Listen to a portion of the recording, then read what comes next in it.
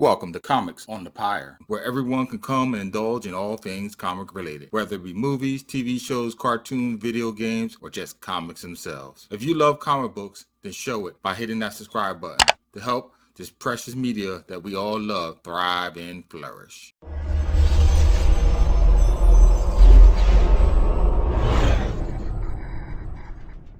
A crescent moon hung low over the New Mexico teal-hued night sky. Its reflective light shined on a solitary aquifer down below, molding the water's placid surface into a natural, reflective turquoise mirror. But on this night, this remote watering hole has a graphite-tinged visitor, taking refuge beneath the adjacent crag's umbra. The hawk kneels by the oasis's fringes. With a massive hand, he penetrates the water's surface, hoping to revitalize the lolling body in his left arm. But when she awakens, though, her gratitude is not as expected. Before the pewter Goliath, he is struck from behind by a force so powerful that it staggers him forward and singes his flesh. Now Hawk is mad. His attacker with the smoking palm, the Hawk finds out, is Stark Industries' Iron Man. But before the gray brute can react, he is hit with another repulsor weapon, which flings the off-center target into a nearby wall, permanently imprinting this event for the annals to come. In the interlude of the Hawk's recovery, Stark attempts to extract Betty to safety, but his actions prove too slow, and now it is the Brute's turn to deal out the damage, leaving Bruce with a disgruntled hostage. Luckily though, this time, Shellhead comes to the rescue of the Beast, and not Beast. Using his advantage of flight, Iron Man ascends into the stratosphere, climbing higher and higher into the desert sky. Breaking clouds, he hopes to suffocate his opponent, but the Hawk had other plans. With a mighty swipe, he renders himself free, but the Brute was never much for forethought. Lucky for him, the desert has soft spots in which he can recuperate. With a quick flyby, Stark surveys the air for any sign of his quarry. In his hubris, he is ensnared by the Hawk's vice-like grip and plummeted upon. Before Tony can respond, hammers of flesh rain down on a high-tech golden anvil, rendering the advanced technology into scraps. But in his paroxysm of fury, one of the blows has an unexpected casualty, galvanizing him out of his anger.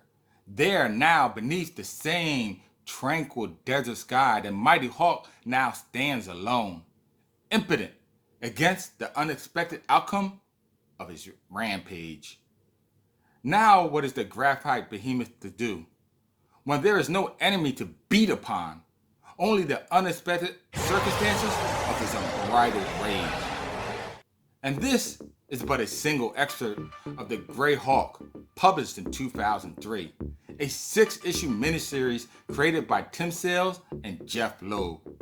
The story is a retelling of the origin story of the Green Goliath we now know today as the Incredible Hulk. Only in this story, instead of green, he is gray, which I believe was as the creators originally intended him to be. I remember reading an article on how originally Stan Lee and Jack Kirby intended the Hulk to be gray, but the printing press kept having trouble, and the Hulk's color kept coming out to be green. So I guess finally they took it as fate applying its hand, and they left him green.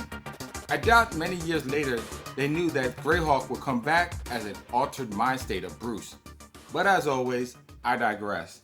The story's main focus is of a love triangle taking center stage, but with a twist. Instead of two lovers fighting over another sexual attention, it is of a father, daughter, and son-in-law variety. Which I think is interesting because enough time is spent with each one of their relationships as to make them feel real and authentic. You have Ross's overbearing relationship with Betty, Hawk/Bruce's love for Betty, and what I thought was equally interesting was Ross's interaction with the Hawk. Man, Thaddeus E. Thunderbolt Ross is clearly molded after Captain Ahab from Moby Dick.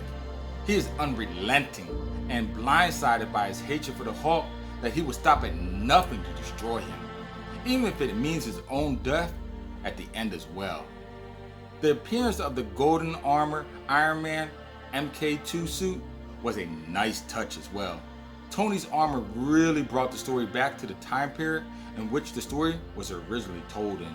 You also get an in-depth look into the psyche of Bruce and Hulk's mind. Bruce states, "It was the first time that I could feel the Hulk was part of me, not a separate thing I turned into or became." At that exact moment, the Hulk and we had an exact same thought. Daddy. Meaning that the Hulk and Bruce are the same person, just different aspects of their personality. They are one intertwined person, not separate beings. Doc Samson in his psychiatry session with Banner makes Bruce ask himself all the important questions, revealing to the man his own hidden agenda and self-destructive nature, like leading him to ask himself, why does a man who could have used his brain to find a cure for cancer, to find a way to help mankind, build a weapon of mass destruction? I think this one statement reveals a lot about Bruce to himself, but also to mankind to itself. I am not referring to women when I say this. It is only men who seem to have this self-destructive behavior on a massive scale. We start wars, we murder for pleasure, and we kill even ourselves in such horrific ways. Man is truly his own worst enemy.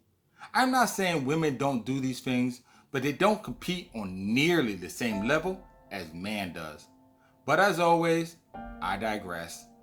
Lastly, I would like to mention Tim Sale's artwork, particularly where he chooses to place the green highlights. I thought it was methodical and powerful. But then, he always does a great job. Well, that's it for this video. If you haven't guessed it by now, I give this series a perfect 5.0 out of 5. A must-read ranking. Please visit my YouTube channel, Comics on the Pyre, for other videos like this one. Comment below other story arcs you feel deserve a review. Tap that bell icon before you go. And oh yes, until next time, as always, keep reading, my friends.